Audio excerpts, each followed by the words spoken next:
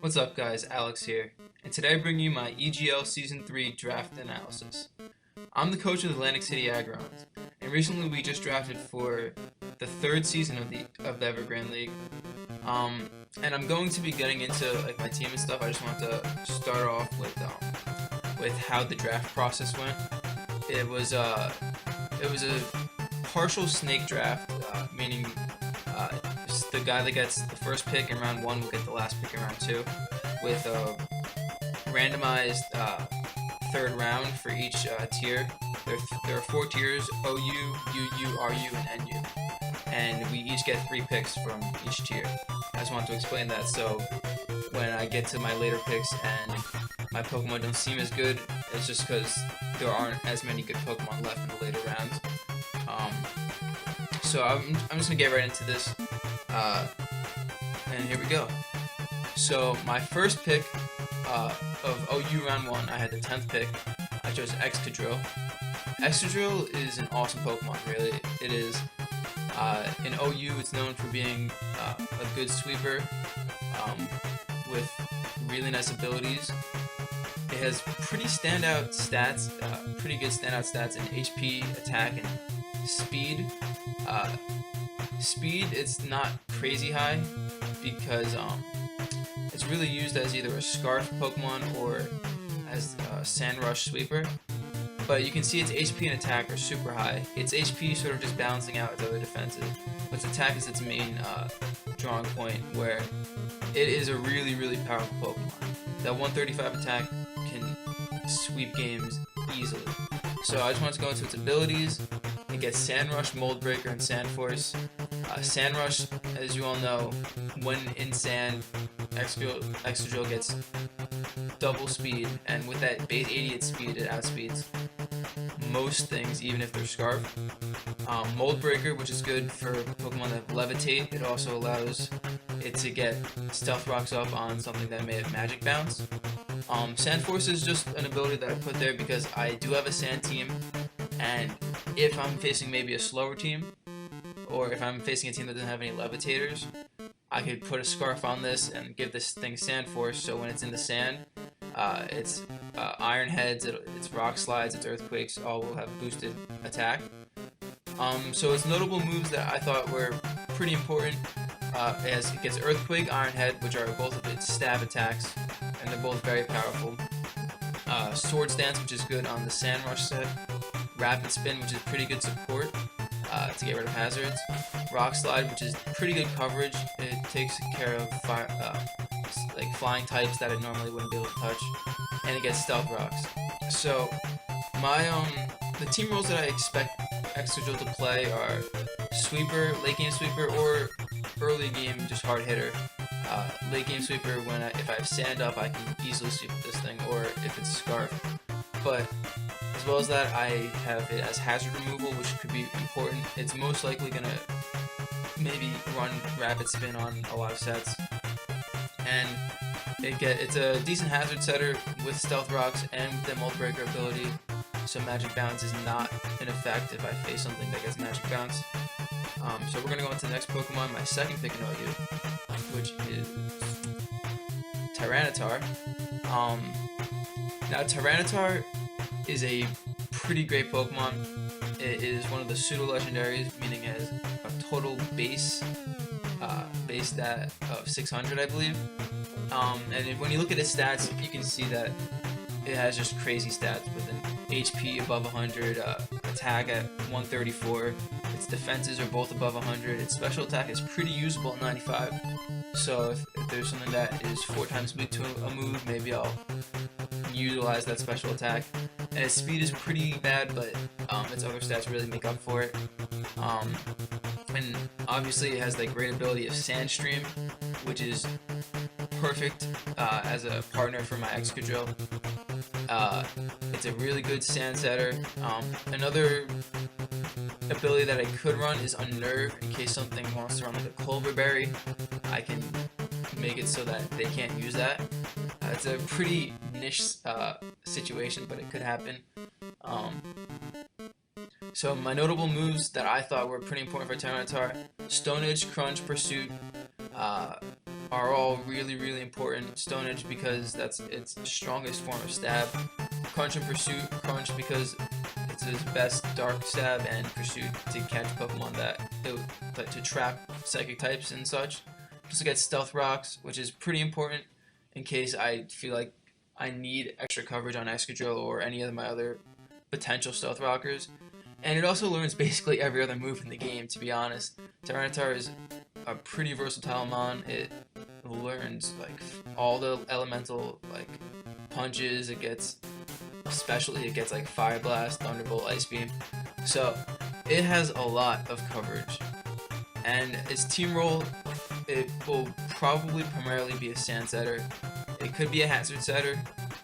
It could be a Sweeper with either a Choice Scarf or Dragon Dance. And it could be an offensive tank where I could make it really bulky, maybe give it an Assault Vest so its special defense is really high, and make it just something that can hit hard and take hits back. So my third pick of OU, and I did not expect to get this, was Mega Garchomp. I was expecting Garchomp to go in the second round, but it did fall to early third round OU. I think I had the fourth pick. And when you look at Mega Garchomp stats, it's just insane. Regular Garchomp is a great Pokemon. It is one of the best Pokemon in OU. Given its really good bulk with 108 HP, 95 defense, and 85 special defense, that's pretty good bulk. When it Mega Evolves, its bulk just goes sky high. The only downside to Mega Evolving is its speed, dropping 10 points. But I think I can play around that, as well as the fact that its attack at 170 and special attack, which is super usable at 120, like that can easily be used as for coverage moves or just a special set in general. But that attack is just insane. Prior to Mega Evolving, it gets Rough Skin or Sandveil. Rough Skin is really good. Rough Skin Rocky Helmet for Tank Chomp is a pretty viable set. Sandveil, which could be pretty fun to use, depending how lucky I am if I decide to use it. And it gets Sand Force, which boosts its ground type, rock type, and steel type attacks. Now, going to its notable moves, gets Earthquake, Dragon Claw, Swords Dance. Earthquake and Dragon Claw being its primary stab, getting Outrage as well. It also gets Swords Dance, Stealth Rock, Fire Blast, Stone Edge, which are really just other moves that you could add on after Earthquake and maybe a Dragon Stab. It's a very viable, versatile Pokemon. And its team role, it can be Mega or it can be normal, which is sort of hard to build against, because if you're going to build against the normal type, Mega Garchomp has just insane attack. And if you're gonna just prepare for the Mega Garchomp, I could bring like Scarf Chomp, I could bring Sash Chomp, any of those, or Rocky Helmet Chomp. Any of those sets really work. It's a great wall breaker, no matter if it's Mega or not, and it could be a good hazard setter. Stealth Rocks is its only hazards, but and I have a lot of other hazard setters, but I could always like switch it up who I bring as my hazard setter. So going into my first pick of UU, which is Florges, I was pretty excited to pick Florges, as well as Tyranitar, which I've had 3 seasons in a row now. Florges is coming back for its second season. When looking at its stats, you see it has okay HP and okay speed, pretty good special attack at 112, and crazy special defense at 154. And that just gives me, well, what I was trying to do in UU was get Pokemon that could help support my Sand Core, and I really like what I did in UU, especially with Florges, because it allows me to take special hits from Pokemon that could potentially be super effective or have really hard-hitting moves on my other Pokemon. So it definitely helps with like Excadrill and Tyranitar having like a water weakness, because even though it doesn't resist, its special defense is like ridiculous, so it can take most hits. It doesn't have any good abilities, unfortunately. If it had a good ability, I think it would be maybe OU, just given its stats. But yeah, its abilities don't really matter. Notable moves: it gets Moonblast, Wish, Protect, Aromatherapy, Synthesis, Calm Mind. The first couple moves are just good for like a Cleric set, while getting Calm Mind, Giga Drain, Psychic, those are good for like a special wall. It's definitely going to be a big member of my team this season. I think that it'll be very important to me being successful. So my next pick was Milotic. Now I like Milotic a lot because its bulk is crazy, especially with its ability Marvel Scale. If you look at its stats, its HP is pretty good at 95, its special attack is alright, it's definitely usable, its special defense is pretty good, its speed is okay. I'm mostly not going to be using Milotic for speed, just given its usual roles, but its special defense is really crazy good. So going into its abilities, competitive is pretty good if I'm facing someone who has like intimidators or stuff like that, or if someone decides to bring like sticky webs, that could help Milotic. It also gets Marvel Scale, which is a really good ability if I'm running something that, if it gets like poisoned or burned, or if I decide to rest with it, its defense gets boosted, which makes its defense really good, as well as it having amazing special defense. So that could definitely be an important part of how I use Milotic. Some notable moves: Scald, Ice Beam, Rest, Calm Mind. Scald and Ice Beam are its main attacking moves when it's a special attacker. Recover is a pretty good move just to have when you need to use it as a special attacker, because it allows it to have reliable recovery, or Rest, which gives it that defensive boost, which is pretty helpful. Gets Calm Mind, which is pretty good. It also it has this. It might perform a similar role to Florges, but it has a little bit better mixed bulk. Dragon Tail is good for moving Pokemon around. If I Dragon Tail something that's potentially going to sweep me out, that's good. Gets Haze, which could also stop a sweep, and it gets Toxic just for more bulky defensive Pokemon. And this thing is going to be a good wall, a good sweep stopper, just a really good mon for me to have in general. So my third UU pick is Shaymin. Now, Shaymin gets the ability Natural Cure, which is going to be important in 1 second. You can see that it's one of the Pixie Pokemon. It gets 100 in each stat, which I think makes it really versatile. Especially, I think I got it for a pretty good value at 3rd round UU.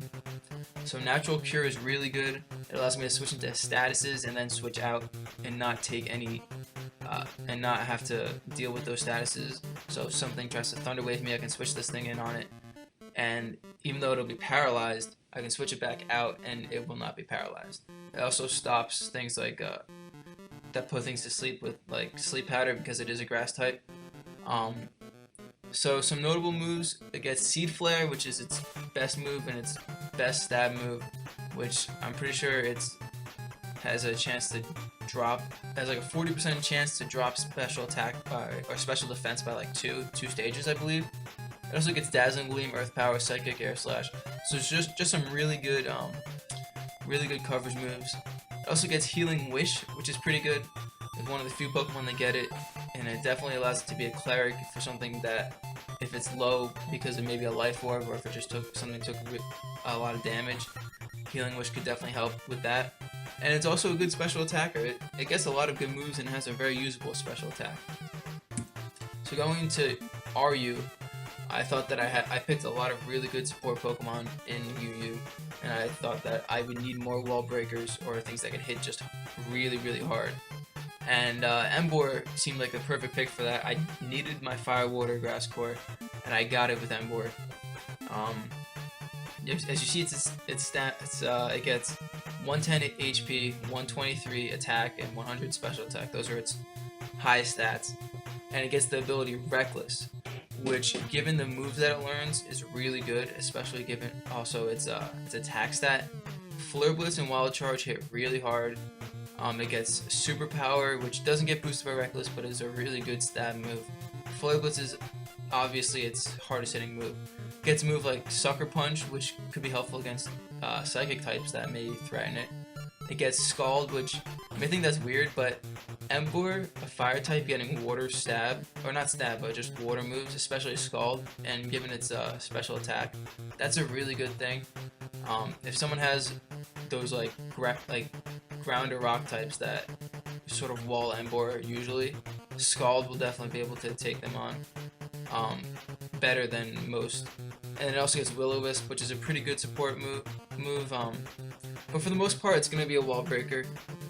It definitely hits super hard, and I think given good support, it could sweep teams. So going on to my next pick, it was Braviary. Now Braviary is pretty awesome, I would say. It's the like the America Pokemon. So it gets pretty good HP and pretty good attack and alright speed, and its defenses are okay too. Its highlight is its attack stat and its abilities. Defiant is a super good move. Ability, I mean. Anything that has Intimidate gets +1. Anything that drops its stats boosts it up. Which, given that Milotic is another Pokemon that does that, it really deters Defog. So it's a really good Pokemon to bring. It also gets Sheer Force, which, depending on the moves that I bring, could be an interesting prospect. So notable moves for this particular Pokemon for me is Brave Bird, Return, Superpower, U-Turn, Tailwind, and Bulk Up. And I like U-Turn a lot, and you'll see in my lower tiers I actually built like a little Volturn core, which I think could be really helpful pivoting into Pokemon that could potentially sweep. It's a really good wall breaker with its attacking abilities, and it has decent speed control. If I decide to bring like a defensive set, I could set up Tailwind and maybe sweep with another Pokemon if I don't bring Sand. So I like Braviary as my second RU pick. So my last RU pick, and I think is actually maybe my favorite RU Pokemon that I got, is Uxie. I did not expect this thing to fall this far. Defensively, this thing's a monster at 130 defense and 130 special defense, and it has good speed at 95. This is one of the best support Pokemon in the game, I think. With the ability Levitate, it doesn't get affected by Pokemon with Earthquake or Ground types. It gets the moves Stealth Rock, which is obviously, I have so many hazard setters, but this might be my best. It gets Thunder Wave, which is a really important move. It is a really good speed control. It gets U-Turn, which again I was talking about the little Volturn core that I had at the end. And it gets Screens and Reflect and Light Screen, which are really good for setting up sweeps. It gets Memento, which also will allow me to set up sweep, and it gets Stab and Side Shock. It also gets decent coverage, but it doesn't really run any offensive moves because of how good it is as a support Pokemon. Now, it is a great hazard setter and screen setter. Maybe one of the best in the game because of its bulk.